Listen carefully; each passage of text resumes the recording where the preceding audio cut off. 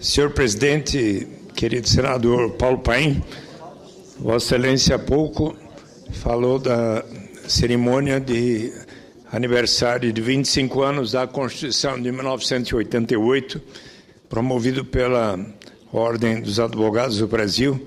Infelizmente, por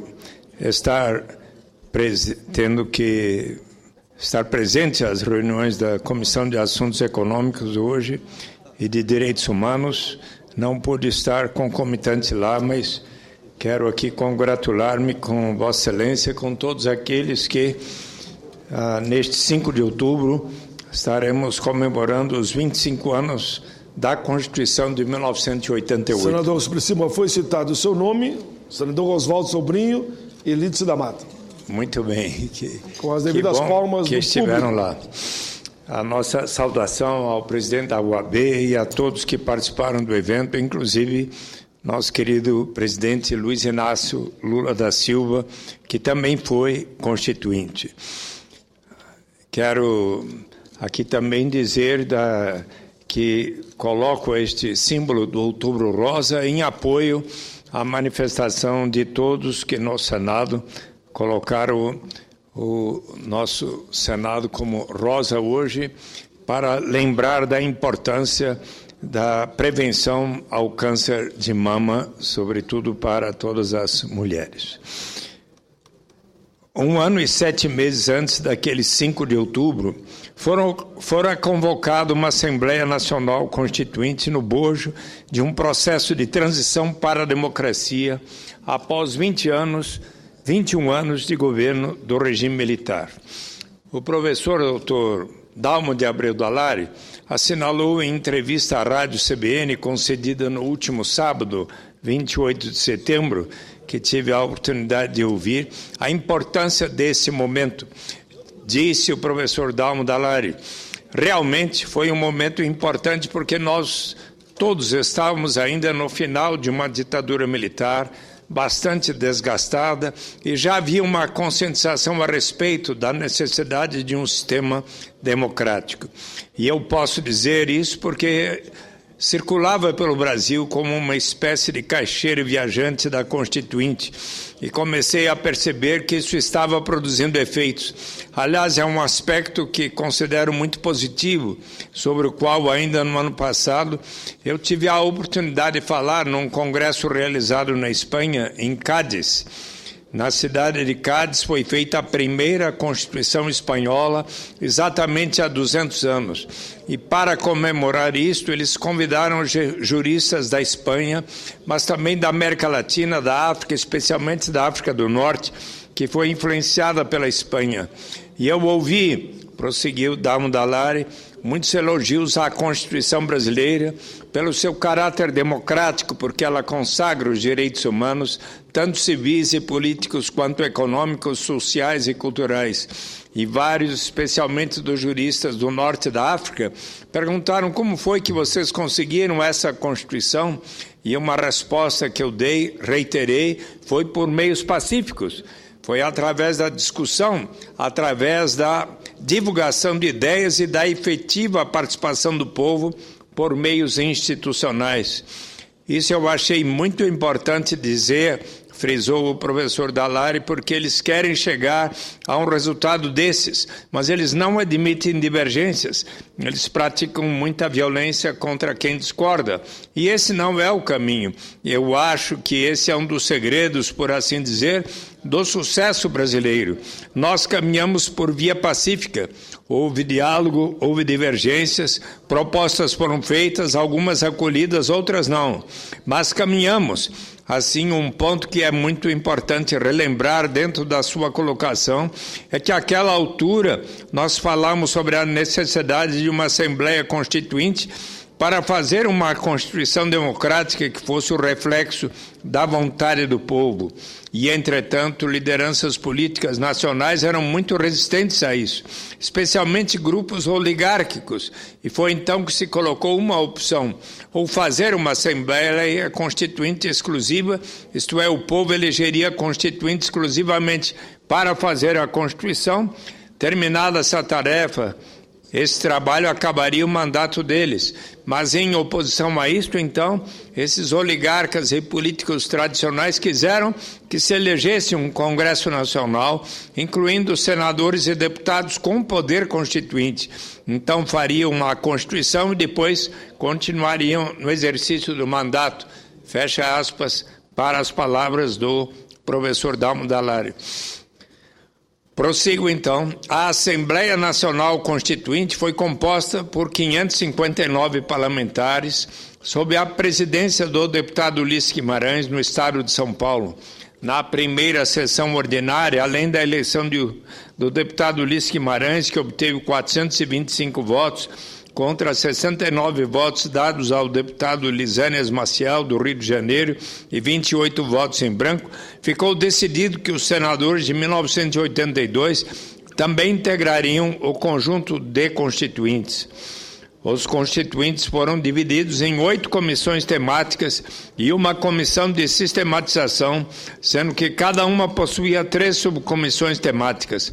As comissões eram compostas dentro da proporcionalidade partidária, tendo sido escolhido para relator geral o senador Bernardo Cabral, do Amazonas. É digna de nota a decisão de não adotar um anteprojeto, um texto base para o trabalho. O texto seria, como foi, construído a partir dos trabalhos confeccionados pelas 24 subcomissões. Na redação do novo texto constitucional foi garantida a participação popular por intermédio das audiências públicas e da apresentação de emendas ao projeto base, sistematizado pelo relator, o senador Bernardo Cabral. As emendas populares eram aceitas desde que contassem com mais de 30 mil assinaturas e o apoio de 3 entidades da sociedade civil. Relembrando algumas evoluções trazidas pelo texto constitucional, vale citar o voto facultativo para os jovens a partir dos 16 anos, para os analfabetos e para os maiores de 70 anos, o pagamento de horas extras, de férias remuneradas, a igualdade entre trabalhadores rurais e urbanos, que mais recentemente acabou sendo consagrada aqui pelo Congresso, a proibição de discriminação em desfavor de portadores de necessidades especiais, a jornada de trabalho de 44 horas semanais, a licença maternidade e o direito de greve. À época, pessoas do governo e empresários pediam mudanças no texto, pois julgavam que a ampliação dos direitos sociais fosse capaz de inviabilizar a atividade produtiva do país e aumentasse a crise econômica em que o Brasil estava inserido. Felizmente, essa tese não prosperou, o que enseja o comentário feito pelo professor Dalmo Dall'Aria na Rádio CBN acerca do incremento da participação popular nas grandes decisões do país, conforme transcrevo. E eis de novo as palavras do professor Dalmo. Esse é um ponto sobre o qual tenho um especial cuidado e apreciação, porque eu fui do movimento pela participação popular na Constituinte. Esse movimento nasceu aqui em São Paulo, foi instalado no pátio da Universidade de Direito da Universidade de São Paulo, tradicionais arcadas do Largo de São Francisco, mas depois ele se tornou um movimento nacional e nós propusemos então que a Constituição admitisse o direito do povo de propor projetos de lei, mas a começar pelo direito do povo de propor emendas ao projeto de Constituição. E a Constituinte acolheu essa proposta e, para se ter uma ideia do que isso significa, a Lei Maria da Penha foi de iniciativa popular, não foi iniciativa de deputado e de senador, foi do povo. Assim também a lei da ficha limpa, de iniciativa popular, e isso tudo foi uma conquista durante a Constituinte. Tudo isso contribuiu para que nós tivéssemos, como efetivamente temos, uma Constituição que tem legitimidade democrática indiscutível, porque foi feita com muita participação popular, mas que, além disso, é uma Constituição humanista, que consagra os direitos humanos fundamentais e deu ainda um passo adiante, porque, além de afirmar os direitos, criou mecanismos para que as pessoas possam reivindicar e defender seus direitos. Fecho aspas novamente para as palavras do professor Dalmo de Abreu Dall'Aria.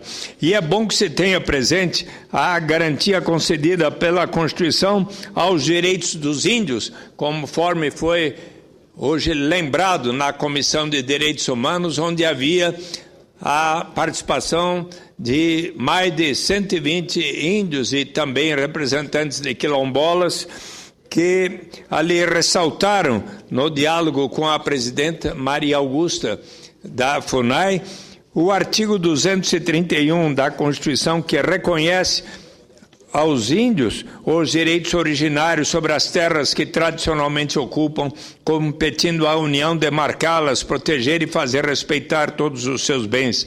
Diz ainda claramente no parágrafo 6º do artigo 231 que são nulos e extintos, não produzindo efeitos jurídicos, os atos que tenham por objeto a ocupação, domínio e a posse das terras indígenas. Hoje, 1º de outubro, data de aprovação do Estatuto do Idoso, comemoramos o seu dia. A Constituição de 1988 garantiu também, pela escrita do artigo 230, o dever de amparo da família, da sociedade e do Estado para com as pessoas idosas, assegurando a participação dos idosos na comunidade e defendendo sua dignidade e bem-estar e garantindo-lhes o direito à vida.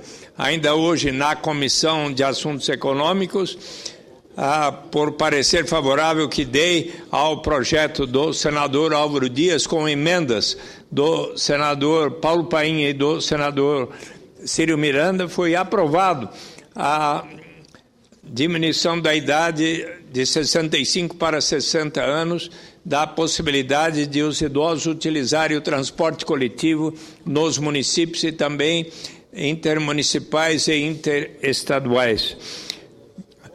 Passados 25 anos da promulgação da Constituição Cidadã, alcunha que recebeu do Dr. Ulisses Guimarães, é possível concluir que o seu estabelecimento, carreando democracia atrelada ao respeito aos direitos humanos, foi de fundamental importância para a consolidação dos valores maiores da dignidade da pessoa humana, do pluralismo político, do respeito à vertente social do trabalho e à livre iniciativa, o que se pode resumir num único tópico: valorização da cidadania brasileira. O artigo 3º do texto constitucional é lapidar ao caracterizar que são objetivos da República Federativa do Brasil a construção de uma sociedade livre, justa e solidária, a garantia do desenvolvimento nacional, a erradicação da pobreza e a da marginalização, bem como a redução das desigualdades sociais e regionais e a promoção do bem de todos, sem preconceito de origem, raça, sexo, cor, idade ou quaisquer outras formas de discriminação. E a respeito deste objetivo colocado no artigo 3º da Constituição, quero registrar mais uma vez a carta que foi enviada ontem à excelentíssima senhora presidenta Dilma Rousseff pelos participantes do 2º Colóquio Internacional NUPSI-USP de Invenções Democráticas, Construções da Felicidade, realizado no último final de semana, por 4 dias, ali no Centro de Convenções Rebouças, que reuniu mais de 270 participantes e todos resolveram escrever uma carta sugerindo à presidenta Dilma a constituição de um grupo de trabalho coordenado pelo professor Paulo Singer, secretário de Economia Solidária, para trabalhar em estreita cooperação com os ministros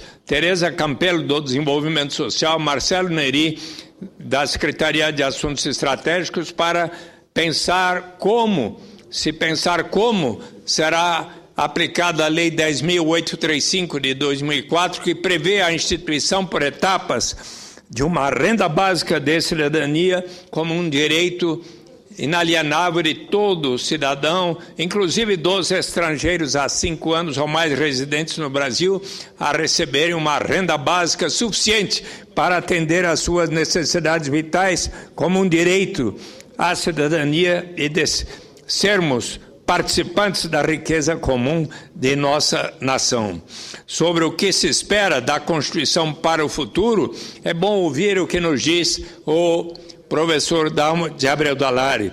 abrindo aspas, essencialmente ela é atual, mas claro, a experiência ensinou muita coisa e assim eu sou favorável a uma discussão sobre reforma política, mas jamais eu aceitaria, como alguns chegaram a propor, uma mini constituinte. Não é nada disso. A Constituição está feita e a própria Constituição prevê caminhos para emendas constitucionais. Então, aquilo que se considerar que deve ser melhorado, que deve ser aperfeiçoado, deve ser feito através de propostas, de uma ampla discussão pública e depois a votação pelo Congresso Nacional.